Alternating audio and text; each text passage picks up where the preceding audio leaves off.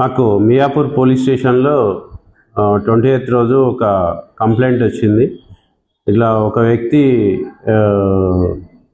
Business idea కోసము ఇన్స్టాగ్రామ్లో search చేస్తే ఒక అతను కాంటాక్ట్ చేసి అతను పరిచయం వల్ల ఇట్లా పైసలు డబల్ చేస్తా అని చెప్పి మాయమాటలు చెప్పి అతని ఇంటికి వచ్చి 20 లక్షల రూపాయలని డబల్ చేస్తా అని చెప్పి వాటిని బ్లాక్ కవర్లో కెమికల్స్ వేసి ఇట్లా మోసం చేయడం జరిగింది. అతని అటెన్షన్ డైవర్షన్ క్రితం దాన్ని ఈరోజు మా క్రైమ్ టీము, మా క్రైమ్ డిఐ గారు, ఎస్ఐ గారు సీసీ కెమెరాల ద్వారా చెక్ చేసుకుంటా పట్టుకోవడం జరిగింది. అతను కామరూన్ కంట్రీకి సంబంధించిన వాళ్ళు 2 వ్యక్తులు.